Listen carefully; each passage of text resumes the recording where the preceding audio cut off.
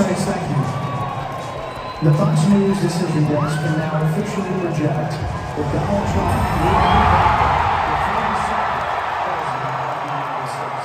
I didn't even see Crystal last night. Like, I saw you for a minute, and that was it. I was running around like a crazy person. She was with like Dr. Roberts. Yeah, I saw We're her for doing a a minute. bunch of media.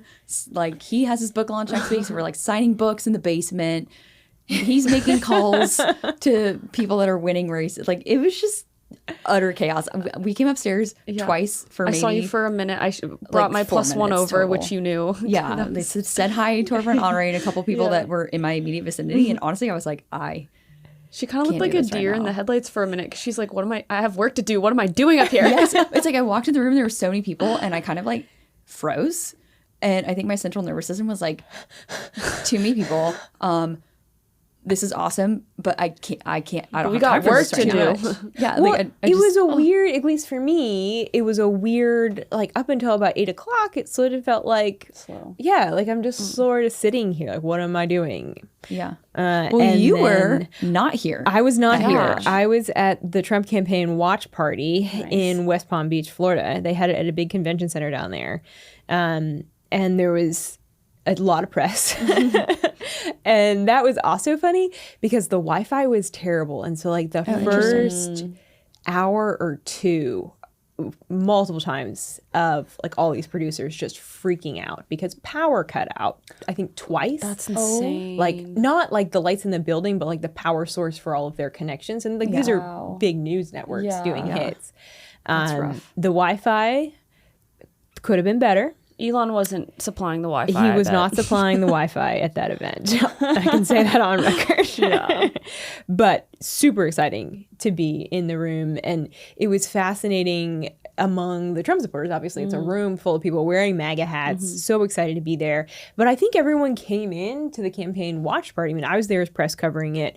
And then for all the attendees, I think they came in with like, okay, I'm going to have a good night. I'm going to eat some good food. I'm going to drink some wine. We're going to watch results roll in. And then like, we'll go home at midnight or 1 a.m.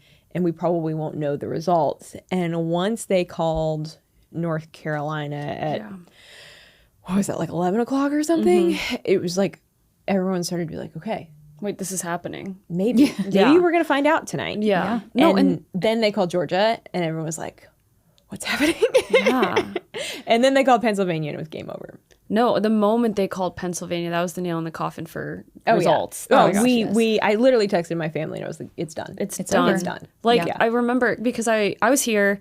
I was enjoying the party. I'm sorry, Crystal, that you were working. Crystal Must be was nice. having fun. I had a be night, nice. guys. Like, I've been waiting for this since 2021. I literally told that to Crystal yesterday. I was like, I feel vindicated. But we went to Capitol Hill Club and kind of got a vibe That's check the there. most DC thing It is. ever. I hate that I On just said election that. night, I went to know. Capitol Hill Club. I said that. I had a steak. It was great. I was just channeling energy for the night. It was awesome. Then I come here and a lot of former admin were at our party here at Heritage, and it just felt like a reunion. And there's this really cringe but also cute joke that is online right now, and it's Trump. It's referring to Trump saying "Daddy's home," which I know is a little weird, but no, but like it is kind of a homecoming. I wouldn't say it like that, but it is kind of a homecoming. I mean, that's one of the reasons I stayed here for as long as I did, because I was hopeful.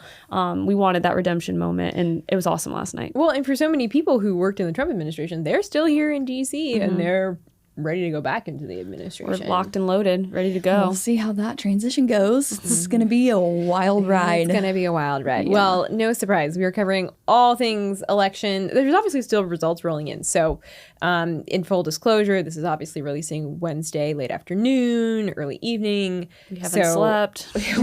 We're pretty tired. 1 hour of sleep. I'm crushing it right now. Like, should I even be allowed to speak anything publicly? I don't know. I'm feel for that. it. I'm here I for feel it. that. So we'll see what we get today.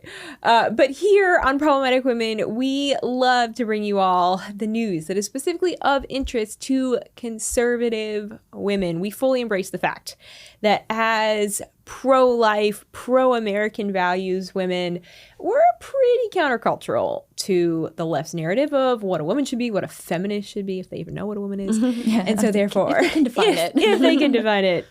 And so therefore we are problematic, and we just embrace that title. So thank you for joining us today. If you are watching us on YouTube, thank you so much for giving us a watch. If you're watching us on Rumble, thank you for watching there. If you are listening on any podcast platform on Thursday, thanks for joining us there. And for all of our podcast platform listeners, if you ever want to catch the video, just check us out on YouTube or Rumble on Wednesdays. I'm Virginia Allen. I'm Kristen Eichhammer. I am Crystal Bonham. Did you forget? We're buffering. Who am I? Not a lot of sleep. Let's see how this goes. Let's do it. Let's Send dive in here. Okay, so, wow. I don't know about y'all. I kind of woke up this morning, and Kristen can attest to this because we talked a lot this morning. I am still kind of in denial, or like not in denial, but Maybe it hasn't disbelief. sunk Disbelief. in. Not Yeah. even disbelief. I mean, like, it's real. I'm looking at this right now. He locked in Michigan just a little bit ago, today on Wednesday. So he's at 292 electoral college votes. Yeah. And it just, And every other swing state is trying I to was push him. just so down bad after the last two election cycles, I think, and everyone getting all spun up and all excited about the red wave that never materialized. Like, we've just had so many disappointments the last couple of election cycles that I think I was trying to tamper my expectations. Totally. So that I wouldn't be yeah. disappointed. So Yeah. waking up today, I was like, did it actually happen? Was that a dream? Like a fever dream? And, Right. and he's at Like 292? today's the election day? Like what? Yeah, I'm like, surely that was a dream. Surely that was a dream. Because we haven't, I mean, we'll get to this, but Republicans haven't won the popular vote since 2004. 2004. Right. been And a that minute. was, think about what happened before that election. We had a 9/11. terrorist attack that has never happened before. Yeah. Not saying that it's equivalent, the reason why Trump has won, but there have been some terrible things that have happened in this country. I think voters have woken up. And that's what a lot of people are saying is, I mean, we saw MSNBC last night say the Harris-Walz campaign, they leaned way too heavily into the transgender issues, into the pronouns, all of that. The really And anti-common sense. anti-common movement. sense, Yeah. but that has really stirred up everyday Americans. And we've talked a few times now about the margins, and that's how Trump was going to win. That's how he has won. He inspired people that don't normally vote to go vote because they're like, I don't want my kid to grow up in an America where, like, you know, litter boxes are in the bathrooms and they're going to be yelled at for not calling someone by a Z, Zem. I can't keep up with it anymore. Yeah. No, I think it really is. I think that this is a reckoning, and it's a wake-up call, hopefully, for the left to say, wait a second, maybe we went to too check ourselves. far. I mean, it's an opportunity for a wake-up call. Whether they take the opportunity or not is entirely up to them. They don't. If you don't want to, don't. I like winning. I was honestly, I have to give some credit where credit is due, in my opinion. So one of the podcasts that I listen to most mornings on my drive into work is Politico Playbook. And I actually was impressed with them today because they kind of took responsibility for the fact that they've been really wrong. Like they thought that, you know, this was going to be a super close race. And in fairness, I thought it was going to be a super close race. I didn't think we were going to know till Saturday. And I was shocked we found out last night. Yeah. But the host of Political Playbook, they were saying, you know, we really got this wrong. Like the press really has not understood the American voter. We've not understood the issues that out they of cared touch. about. We're so out of touch. We need to reevaluate the things that we're looking at because, you know, they use the example of that comedian at the Trump rally that called, you know, Puerto Rico a floating island of garbage. And they were like, we thought that was going to be this huge thing. And it wasn't. It wasn't, yeah. And it's those kind of issues. And I mean, at the end of the day, there's so many factors from, you know, Joe Rogan and RFK and Elon Musk and just the state of the country. There's so many factors that played a big role. You think it was in a Trump's perfect victory. storm? It was a perfect storm. The biggest storm at the very center of the storm remains the economy. At the end of the day, Americans Gas, feel it. groceries, rent. Yep. Like And- that's what everybody feels across the board. Doesn't matter if you're rich or poor. you feel those things. You also feel immigration, which was another huge thing that, Sure. That was driving this, I think, today. Like a yeah. lot of those swing states we've seen, even in DC, the moped gate, that's what I'm going to call it from now on, where all of these illegal immigrants are getting tax dollars to pay for mopeds. That type of programming is happening everywhere. It's to help them buy homes, help them to buy, actually, they haven't been able to do that one yet, but to help them pay for places to live that are a lot nicer than, the average Americans in North Carolina and some of those counties that were hit super hard by the hurricane and still have not received any assistance from the federal government. So I think totally the economy is at the heart of it, but it's also just the lack of awareness by the federal government and by, some media outlets. They just, bring the same few guests on every segment.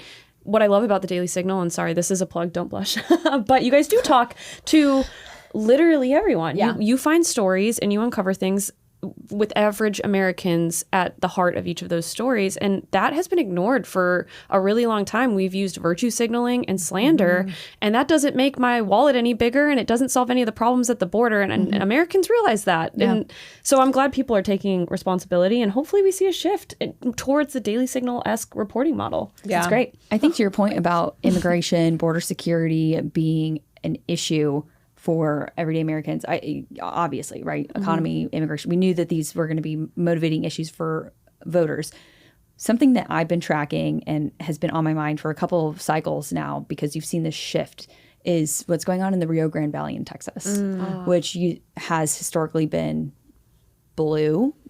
We don't have time to get into all the details, but over the last couple cycles, it's started to trend more red, and that is really telling. And I'm looking, there's still results coming in, but Trump obviously won Texas, but along the border in the Rio Grande Valley area, it's shocking how many of these precincts and areas are dark red. Yeah. Dark red. And these are the people that are primarily Hispanic, primarily immigrants themselves or immigrant families who are actually literally living on the front lines of the border crisis.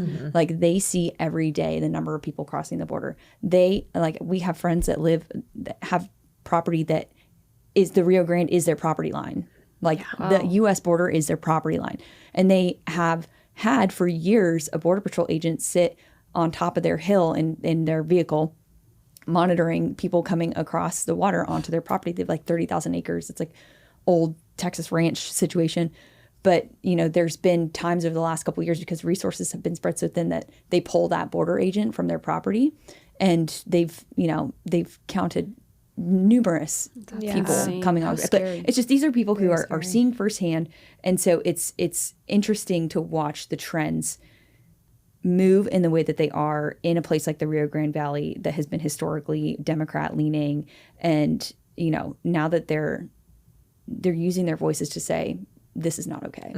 Enough is even enough. seeing loss of ground for Harris in places like Philadelphia. Places that were supposed to be just blue strongholds. So, still went for Harris at the end of the day. But that's an interesting trend. Oh, totally. And speaking of Pennsylvania, again, we broke all of these swing counties My gosh. down. Yeah, Virginia's like, please don't bring them up anymore. No. Well, Just because kidding. PA was my thing. It was. Pennsylvania is going to be the state to talk about. Right. But honestly, I thought, okay, maybe it's all going to come down to Pennsylvania, and that'll be the controversy because Harris didn't pick Shapiro to be her running mate. But even if she had won Pennsylvania, Trump Wouldn't have would mattered. Still have crushed it. And we kind of talked about all of our predictions before. Yeah. And Yes. I had Pennsylvania going red. Well done. And why is that, Crystal? Why was that? Because of my people. Well, they're not my people. The Amish. I was like, the Amish are going to turn out. They are in it.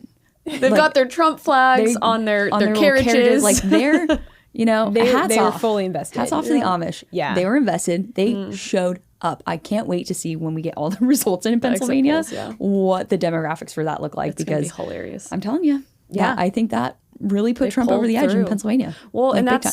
that's what's so cool. If you can see how a lot of people, I never really paid attention to, the shading of the map, right? And how there's darker red, light red, or light red, light blue, dark blue. It's like a color by numbers. Right, literally. I'm like, okay, cool. county. It went Republican, cool, whatever. But it is interesting to see over time the shifts. And one county in particular in Pennsylvania, Erie County, we actually visited. We were on the ground there at a state fair, at the Erie County State Fair. And it was this was 2 or 3 months ago. It was interesting to talk to, just regular everyday voters there, because in 2020 Erie was blue and it was pretty hard red, more than 1 percentage point in 2024. So it's interesting to see the changes over time, but also just, hearing firsthand from those people, like why they're voting the way they're voting. It kind of paints a better picture and shows you, immigration, economy, inflation, all of that, housing prices, those are real issues for everyday Americans. And it's not just a talking point. So Pennsylvania was awesome. So what other races are you guys watching? Because, sorry, can I just say something? Yeah. I feel like I've told you this before. I'm like, one of these days it's going to come out on the show and I need to apologize in advance. But I hardly ever say you guys. Like, I hate that term. I like You whatever. say y'all, right? I say y'all mostly, or you, like whatever. I say both. And the fact that the phrase "you guys" just came out of my mouth, also like you're both women, so I don't like. Why am I saying I'm from you guys? New England, you're allowed to say Same, you guys. Midwest does that. It's like a very cultural thing. Yeah. Whatever. Yeah. Anyways, it's like such a pet peeve of mine. So the fact that it just came out of my mouth, I needed to like check myself in real Like time. we're influencing her. Christy. Yeah, it's probably y'all. Y'all are rubbing off on me. All y'all. You guys. You guys. Anyways, there's obviously stuff coming in still. There's some tight races. Very tight Were there any races. other predictions that you had that surprised you? Well, so I went out on a limb during our call yesterday, and I was like, I'm just gonna predict that Michigan is gonna go for Trump, and I was like, okay, I'm gonna be wrong. I'm sure I'm gonna eat my words on this. I was like, you know what? We'll We ball. roll the Let's go. dice. Yeah. And today, Michigan was called So for Trump. It was like, wow, We love that's it. shocking. And the two factors there, I was talking to one of my colleagues, Bradley Devlin, about this, and we knew that the Muslim vote was going to be a factor there because they have been so opposed to the Biden-Harris administration's handling of the situation in the Middle East, specifically the war between Hamas and Israel. And so it was really a punishment in their mind to say, okay, Harris, we're not going to give you our vote. Either we're going to vote for an independent candidate, or some of them even voted for Trump. And then the second group of people that really helped Trump win Michigan was the Catholic vote. The Catholic vote really turned out in big numbers for him there. And just wild. I was texting one of my friends earlier today that lives in Michigan, and she's like, I can't actually believe it. Like, just like, it's been so long since the state has gone Not red. enough people were tracking Michigan. That was what was crazy to me. And not The on blue wall. Yeah, the blue. Because they talked about Pennsylvania and Wisconsin, but they never talked about Michigan. But that is a state that was definitely hit hard by inflation. They have one of the lowest costs of living there. True. So- Yeah. Hit very, very hard. Your prediction. Oh, I don't want to talk about my prediction. I was so hopeful, guys. I created my 270 to win map, and I had to do this. You picked a not swing state. I though, in didn't pick a fairness to swing you. state. I picked the state You that lived on I the live in, edge. which is Virginia. I gave Trump She Virginia. chose based off the vibes. Based off of the vibes, for sure. Totally. Yeah, absolutely. And It felt right. I saw all of these Trump signs. I had never seen that many, Trump signs that were like Trump, low crime, Kamala, high crime, Trump, close border, Kamala, what, love It Home- is true. homemade Even signs. in Northern Virginia, there were more Trump signs. There were this so many election. this time, and They there were were a a lot little more, just everyday people that I interact with at CrossFit or outside of CrossFit and other real places that were saying Other real places. like the grocery store that were. Where do you spend your time that's not real? I don't know, but I really thought Virginia could happen, and I will say we didn't get Virginia, but compared to 2020, where it was like Fox, we're off to the races. 2 seconds later, Virginia goes blue. Yeah. Definitely a different situation. Hung Kao did pretty well. I know he didn't end up winning, but I mean, strong performance from a Republican there. And I just think that, maybe in the next 10 years, I'm hopeful that Virginia maybe. There's just some major see some movement. shifts. I mean, someone at Trump's campaign watch party last night just made the comment of like, this is kind of the end of the Republican Party as we know it. Like, Yeah. Ooh, GOP 2.0 coming in hot. Yeah, like there's some. Yeah. I mean, just look at again. Gotta go back to all the people: the Elon Musk, the Joe Rogans, the RFKs.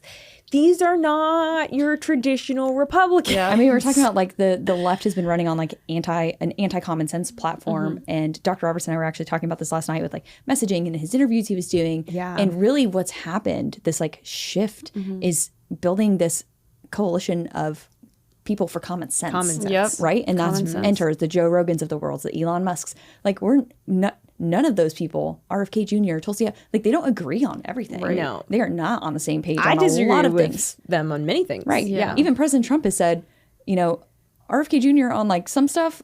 Yeah. He's like, we're not going to let him touch the energy stuff. Yes, exactly. Drill, baby, Yeah. drill. on the health stuff, like all day, send it, right? Yeah. So it's really interesting that like you have these people that are willing to put aside other issues to come together and say, these are we have priorities. Yeah. The and country right is now bigger that's what matters and more important. Yes, Yeah. which Totally. is amazing. I'm going to make a It's so comparison encouraging. here, and you guys are going to laugh at me, but it is what it is at this point, and I'm sure our viewers get it because they're awesome. Return of the Jedi. That is where we are at. That is where we are at. You know, we've gone away. We built ourselves back up. We learned from the mistakes of the past, and we are full sending it. We are taking over in the best way possible, obviously. And what I mean by that is, we kind of talked about this earlier, but I mean, Trump won the popular vote. Trump won the White House. We have the Senate locked in. Senator's locked in. We're optimistic, I think, right, about the House. We have I'm no pulling it idea. up right I in real time. can't In say real I'm time. optimistic about anything because I just have Except for Michigan. I just have to be neutral. Like Fair. I can't lock in emotionally fair. on It's been a hard we'll see. 4 years. We'll see about the House. Well, and this wouldn't be the first time the GOP had a trifecta. No. And accomplished first- pretty much nothing. And screwed it up. Yeah. Well, Yeah. to be determined this Again, go around. I but think it has happened in the they're past. much more prepared because of the mess that was 2016 and the scramble and the like, oh shoot, we have this majority. What do we do with this? And I think too, to your point about kind of the Republican Party, the GOP changing itself, I think you have had this mentality from quote unquote the new right, whatever you want to call it, which honestly, like next week on the 12th, Kevin Roberts' new book comes out and it's really all about this, like wielding the influence that we can have to reshape our institutions and restore self-governance and things like that. But I think that there's now this mentality that we've never really seen before on the right that is taking root, which is just that, right? If we have these levers of power, we can and should use them. Or I think historically conservatives and Republicans have looked at government like stay as far away from it as you can, right? Limited government Slash all the funds. means like we don't engage with government for sure, kind of, right? Like this Interesting, yeah. mentality. Whereas now it's like we want limited government, but we have these tools available.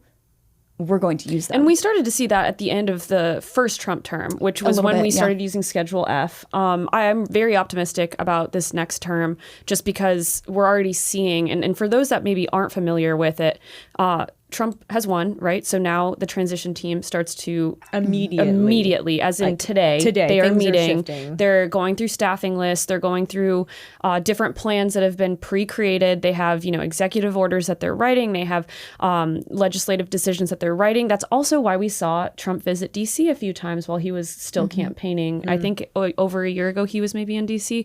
To meet with members of Congress, senators, all of those people, because they are going to play a huge role. We have not seen coordination like that, I don't think ever, to be honest. However, perhaps. But we saw that same type of strategy with the campaigning that he did. He was going to states to help, those Congress seats, those Senate seats. And so I am very optimistic on where we're going from here because it's November 7th, right? And we've got until January 20th at noon. Six. January Six. 6th. It's Sorry. the 6th. My watch isn't turning on. It's the 6th again.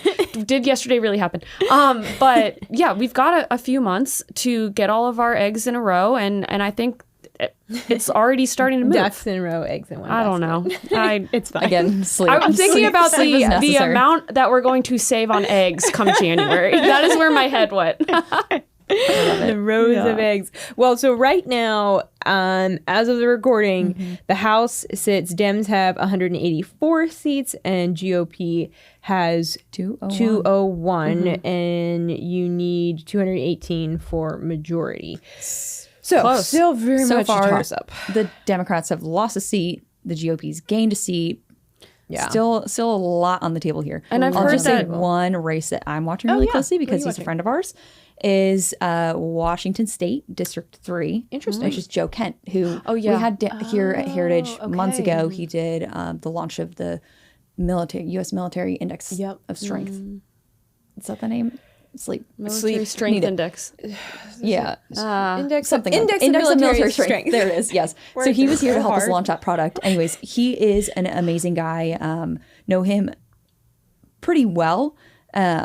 And he's just run a really awesome race out there in Washington State, like is running on such a strong platform, Hard has state. an awesome military record. Like everyone in the military community, like in the special operations community, like respects him, loves him, which is not something that you always hear about when you have former military people running for office. So it's just really refreshing. But that one it's not called yet. They've got 59% of the vote in.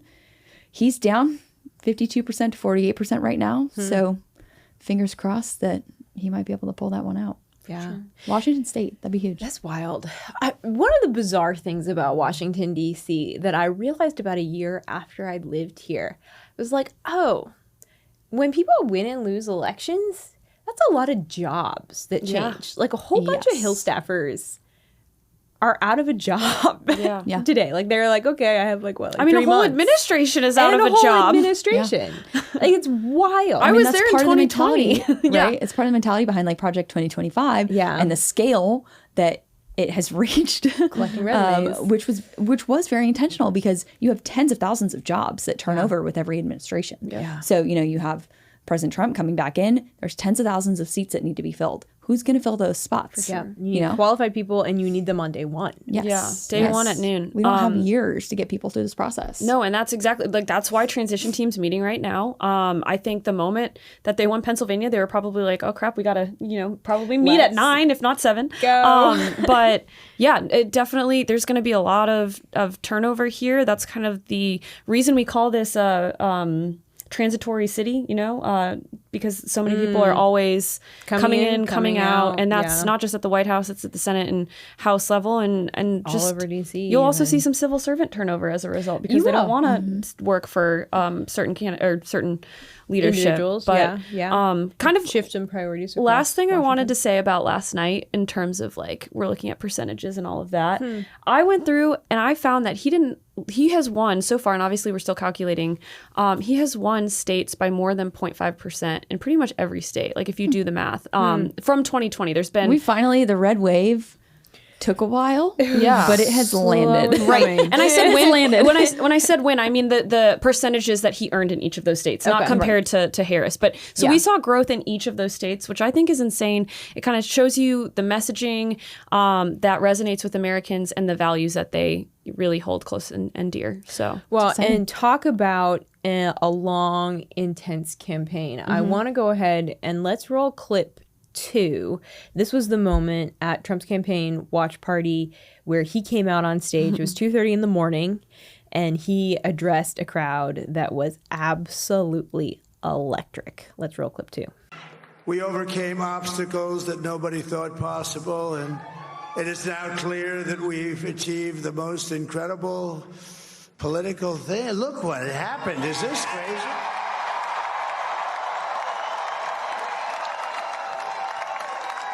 So Trump came out on stage. He gave these historic remarks.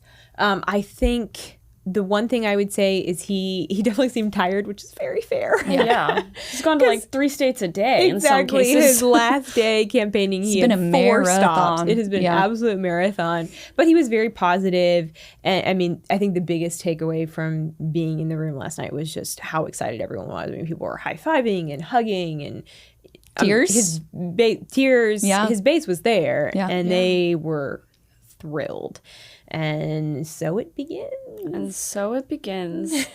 But I know you have to book it here in a second. Yeah. I mean, I Should we think, what do let you you think? go? Do you think You wanna push we it? can wrap in like 2 minutes, or do you want me to just, you guys, you got stuff to we cover. have 2 more You got segments. stuff to cover. Yeah, Okay. we gotta keep talking. Love y'all. All right. Love you so much. I'll say my favorite moment from the campaign has something Please. to do with McDonald's. No, I just think like the 'cause symbolism. Oh gosh, like we've talked about this a lot on the Yeah. show lately. The symbolism, especially in the last few weeks of the Trump campaign. Yeah. I think that it was really the first assassination attempt, like really pushed them into this, really thinking about this legacy of what this campaign is and what it represents. And, doing the McDonald's thing. The Golden Arches are known around the world. Yeah. Like people think of McDonald's, they see the Golden Arches, they think America, freedom, success, business, capitalism. Like these really great things. So amazing. The trash truck thing, just trolling the left, Yeah. like hilarious. You can't. Doing his closing argument at Madison Square Garden, really going to the center Iconic. of where the left controls the narrative of this country and saying, basically giving them a middle finger. Yep.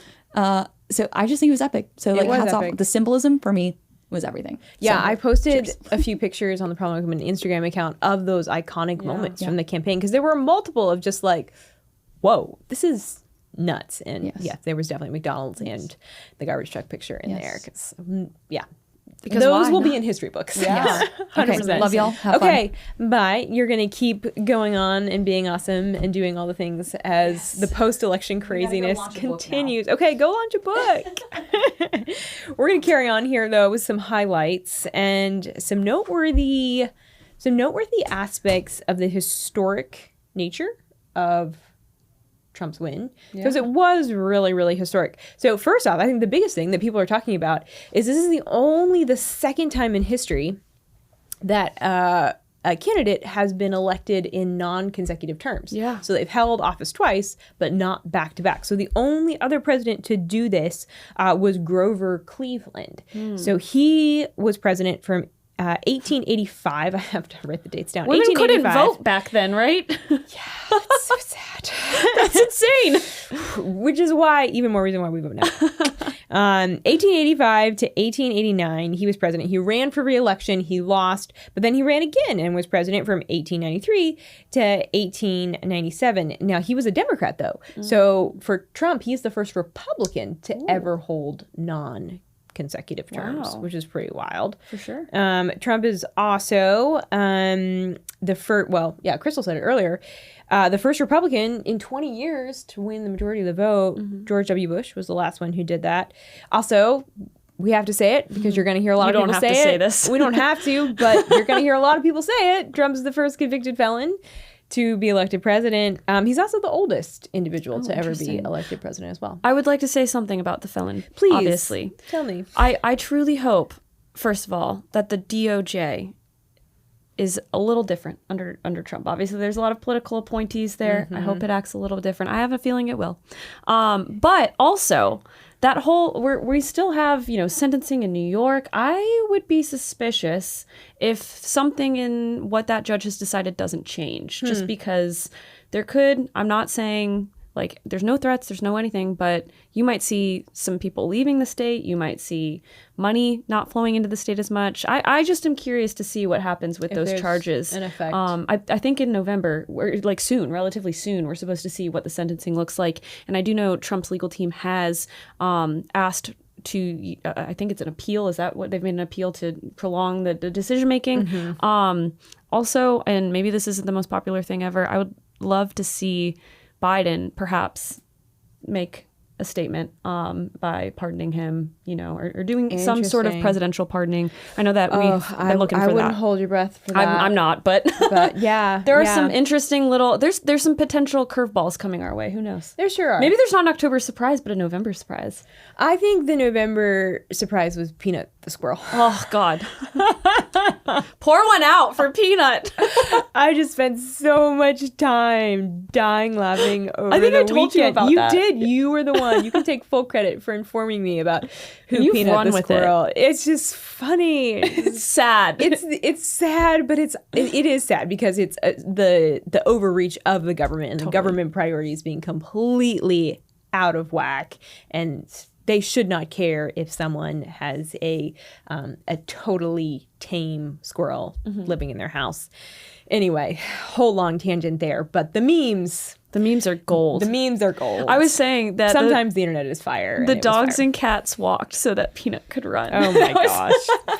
I just can't. If you have not followed the Peanut saga in a super fast nutshell, no pun intended, there was a couple who had a pet squirrel. They live in the state of New York. I was like, what state? Again, everything's a little slow right now. Lack of sleep. And for 7 years, they had this squirrel. They had an animal rescue organization Someone apparently complained about them having the squirrel in their house, potentially it not being a safe situation or something to that effect. And so then authorities showed up and not only removed the squirrel, but also euthanized the squirrel and a pet raccoon.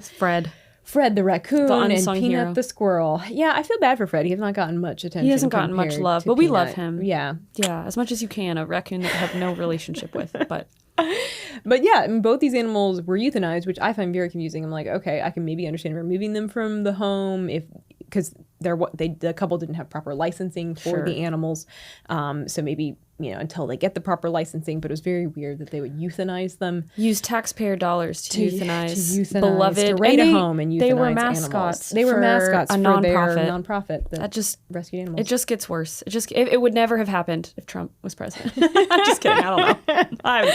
Probably not though. That's what the internet would like you to believe. Let's pivot a little bit here because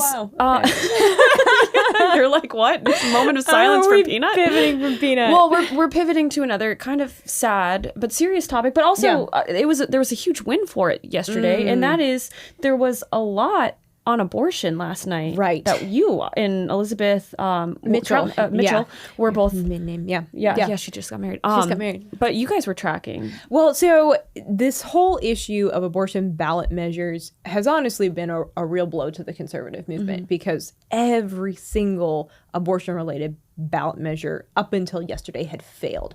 Every time a state said either we're going to try and enshrine quote unquote, a right to abortion in our Constitution. Every single one of those so far had passed. And anytime a state said, okay, we're going to try and protect the unborn in our state and say that there is no right to abortion, every single one of those had failed. So it had been a hard road for the pro-life movement. And yesterday was the first time that pro-life ballot measures actually passed. So we saw 3 pass in Florida, Nebraska, and South Dakota. The measures there passed. Now there was other states, I think there was a total of 10 states that were voting on some abortion-related measure. So you had 7 states that did operate more so in favor of being pro-abortion. But I think it's seen as a victory in knowing, okay, these measures can pass. Like there is a path forward for them to pass, because up until this point it was unclear of can any of these pass? Is it possible to pass a pro-life abortion measure or to stand against a pro-abortion ballot measure? And the answer from Florida, Nebraska, and South Dakota is yes, there is hope on this front. And I think this is another opportunity to be a little optimistic. We have seen now Politico playbook say maybe they haven't been, saying things. Yeah, kind of check themselves a little bit. They kind of check themselves a little bit. That's a perfect way of saying. Full credit to them for doing that. For sure. No, totally love it. It does. It does take a lot of humility. And what we have seen, and since I honestly started doing the show with you, is this attack and neutralization of terms related to abortion. So we saw AP. I think I've said this a million times. We've seen AP use not pro-life, pro-choice. Yeah, it's like anti-abortion. Anti-abortion, is now pro-abortion. like their official language, which for those that aren't in the space of journalism, the Associated Press, their style guide is essentially kind of like the Bible for journalism. Like they write the rules for this is how everything from this is how you abbreviate this to these are the words that we're allowed to use. And a number of conservative outlets like the Daily Signal have said, okay, we'll follow most of your guidelines, but with stuff like that, we're not going to lie because it sterilizes the language. And I think language is powerful. I think language is totally powerful, and I think that's why maybe we're seeing some of this behavior in those states that we didn't successfully see, life protected in. So I'm a little hopeful. Cautiously optimistic that in the next 4 years, as journalists, maybe continue to check themselves, continue to reflect on what they're saying, how they're acting. Maybe we see a shift in general behavior around abortion. I'm not sure. I have absolutely no idea if that's going to happen. But there is a lot of misinformation out there. I saw a text last night when Trump did end up winning. Finally, it looked like Trump was winning. And a girl that I follow on Instagram posted, Plan B is healthcare. And she goes on a whole tangent, writes all of these points. And I'm sitting there like, none of these are true. Like she said they were safe to current pregnancies. We have no idea because we haven't studied any of that. If you are pro-woman, you should be all about continuing science to understand how the anatomy works and how to protect that anatomy. So I'm hopeful, optimistic. I'm just going to be optimistic from now until that's all you got. I mean, I think that's the right perspective, because at the end of the day, abortion, yes, while it is a policy issue, I do think abortion, the fight, can really only be won in hearts. Like it's going to remain a policy issue until we have a cultural shift that values life across the board, to where abortion really does kind of become unthinkable, and it's a recognition of life in the womb. Is life, not just is this legal or not. That's, at the end of the day, that's where the fight is. And of course, we fight it on the policy front too, because it's a worthy fight to fight. But it is remembering, and I have to remind myself, like, okay, let's actually be praying for this, praying for that shift culturally.